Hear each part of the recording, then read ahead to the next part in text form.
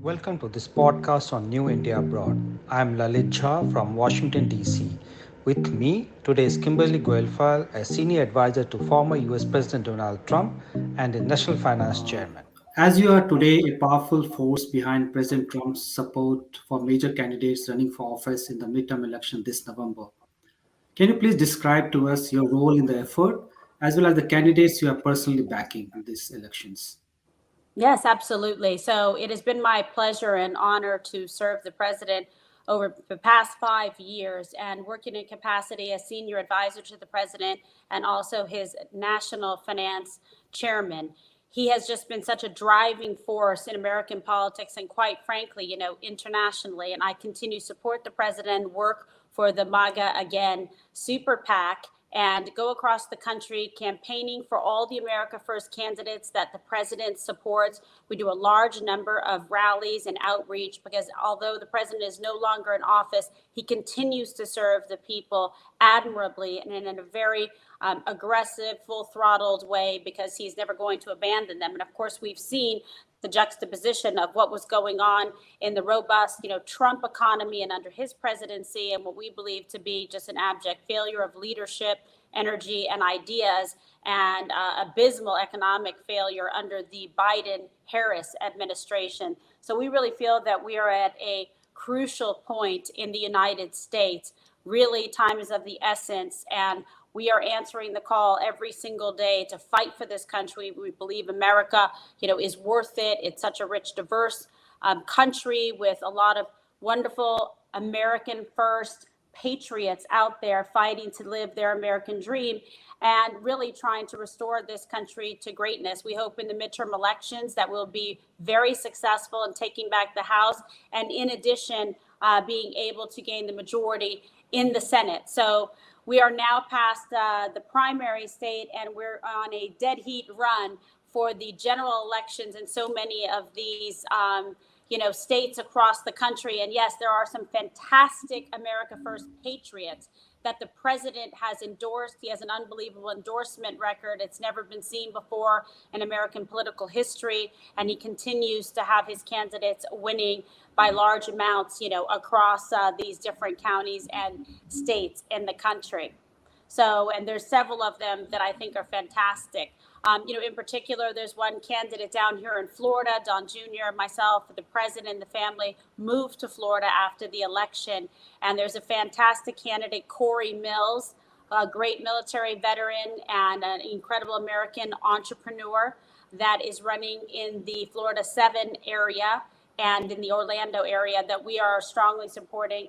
And he has done incredibly well. He's facing a Democrat in the general that we believe he will defeat. And, a nice personal story about people who put it all on the line. He has so many parallels like to President Trump, someone who's been blessed, who's worked hard, who wants to give back because he believes in this country during the whole crisis that happened in Afghanistan that Biden created and the withdrawal.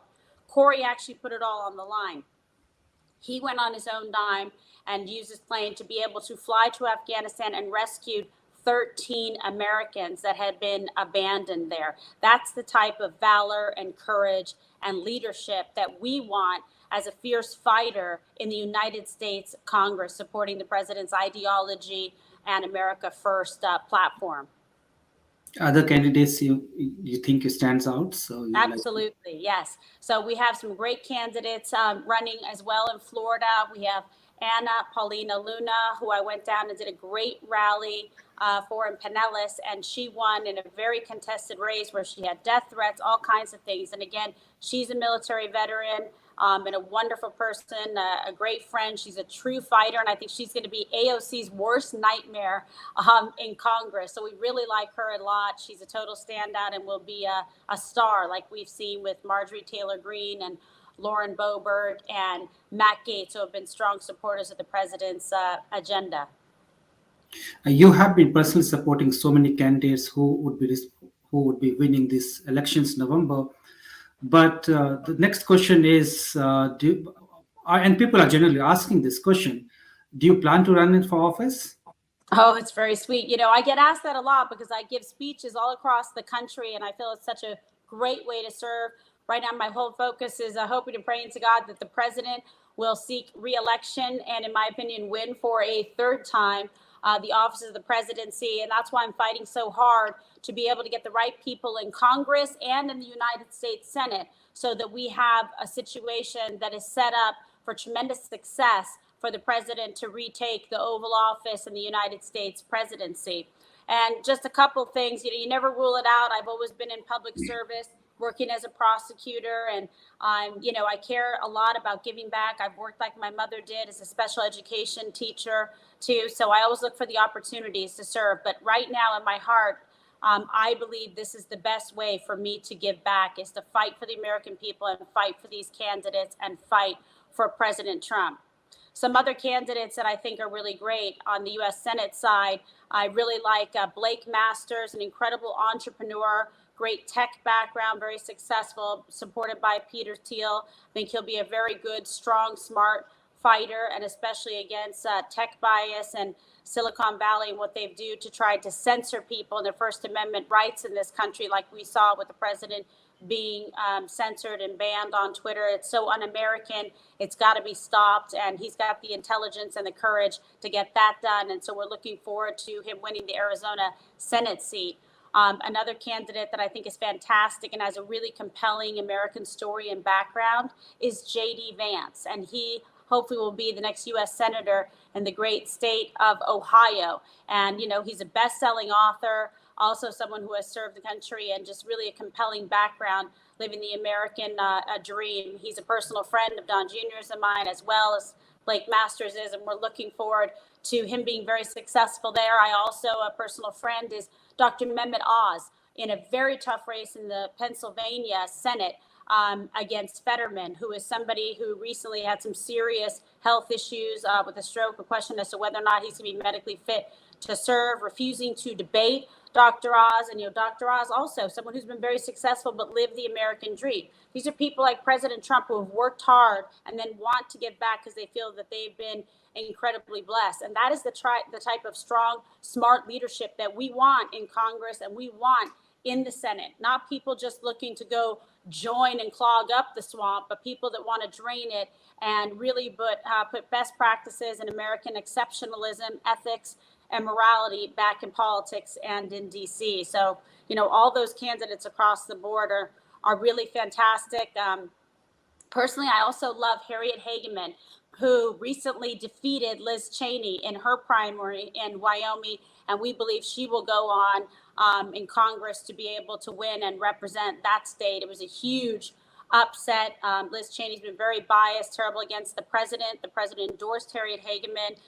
She's someone that has lived generations, in Arizona, her family, super strong and smart, a great lawyer, and really knows the laws inside and out and represents Wyoming values. So I'm looking for her to be a standout and a star, in Wyoming, which will be great. And there's another candidate that I really love, who's another personal friend of ours, United States Congressman Lee Zeldin. He is running for governor of New York. And let me tell you something, this is such a big race. It should matter to everybody across the country, not just the people who live in New York. But so many of us left New York because of the destruction and the ruin and the crime and the lack of safety that they have there. And he really cares. He did a phenomenal job in Congress representing New York up in the Long Island, Hamptons district.